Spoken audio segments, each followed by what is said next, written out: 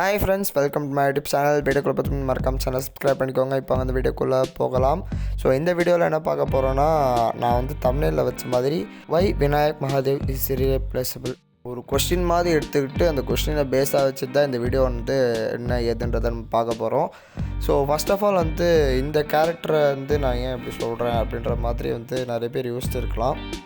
ஒரு major reason அப்படின்றது என்னென்னா, இந்த கேரக்டர், அதாவது இந்த விநாயக் மகாதேவ் கேரக்டர் அளவுக்கு ஒரு வில்லனை யாருமே வந்து படத்தில் ஒரு ப்ரொட்டாகனிஸ்ட்டாக காட்டினதே கிடையாது. மேஜராக ஒரு படத்தில் வந்து ப்ரொட்டாகனிஸ்ட்டாக இருக்கிறவர் ரொம்ப நல்லவராக இருப்பார். ஆனால் அந்த கேரக்டர்லாம் நல்லதையும் செய்யும். அண்ட் அந்த கேரக்டர் வந்து என்ன தான் ஒரு கிரே ஷேடட் கேரக்டராக இருந்தாலுமே கடைசியில் நல்லவனாக போய் முடிகிற மாதிரி தான் காட்டுவாங்க.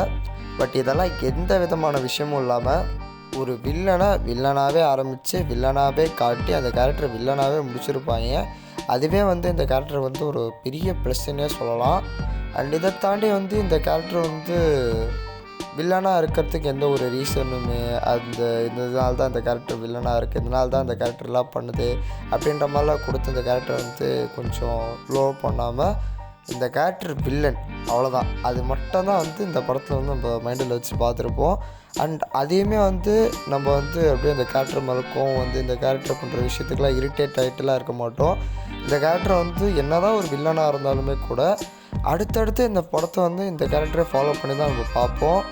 அதாவது உலகத்தில் என்ன படம் வேணால் நீங்கள் எடுத்துக்கோங்க, அந்த படத்தில் ஒரு ப்ரொட்டாகனிஸ்டாக ஜெயிப்பார். அண்ட் அந்த ப்ரொட்டாகனிஸ்ட் வந்து ஈவிலாகவே இருந்தாலுமே கூட அது வந்து ஒரு ஹாப்பி எண்டிங்காகலாம் வந்து காட்டவே மாட்டாங்க. அது ஒரு நல்ல எண்டிங்காகவோ அது ஒரு கைத்தட்டி செலிப்ரேட் பண்ணுற எண்டிங்காகலாம் இருக்கவே இருக்காது.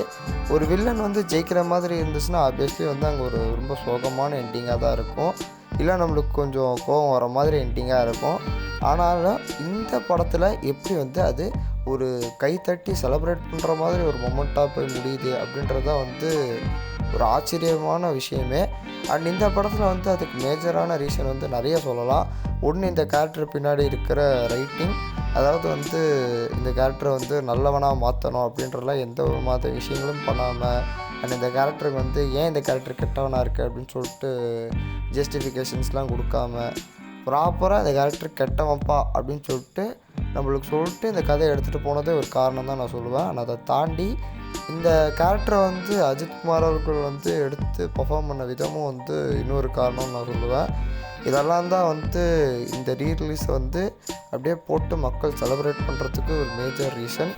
அதையும் தாண்டி வந்து நான் இன்றைக்கி தான் ரீரிலீஸ் பண்ணேன், அதாவது Day 3 தான் போனேன். Day 3லேயுமே வந்து பயங்கரமான செலிப்ரேஷன் தான் சொன்னேன் இந்த ரீரிலீஸ்க்கு. ஸோ நீங்கள் எத்தனை பேர் இந்த ரீரிலீஸ் பார்த்தீங்க அப்படின்றதையும் மறக்காமல் வந்து கமெண்ட் பண்ணிவிடுங்க. அண்ட் இதெல்லாமே தாண்டி வந்து இந்த கேரக்டரை மட்டும் இல்லாமல் இன்னும் நிறைய நல்ல கேரக்டர்ஸும் இந்த படத்தில் வந்து எழுதியிருக்க வெங்கட் பிரபு அவர்களை பற்றியுமே வந்து இந்த வீடியோவில் பேசி தான் ஆகணும். அதாவது வந்து இந்த படமே வந்து ஒரு சூப்பரான ஸ்கிரிப்ட். அண்ட் அந்த ஸ்கிரிப்டை ஹேண்டில் பண்ண விதமாக இருக்கட்டும், அண்ட் அதில் க்ரியேட் பண்ண ஹை மூமெண்ட்ஸாக இருக்கட்டும், எல்லாமே வந்து இந்த படத்தில் வந்து வெங்கட் பிரபு சூப்பராக பண்ணியிருப்பாப்புல. அண்ட் இதை தாண்டி வந்து இந்த படத்தில் இருக்கிற எல்லா கேரக்டர்ஸுமே, not only Vinayak Mahadev characters, எல்லா கேரக்டர்ஸுமே வந்து சூப்பராக எழுதியிருப்பார், நல்லாவே காட்டியிருப்பார்.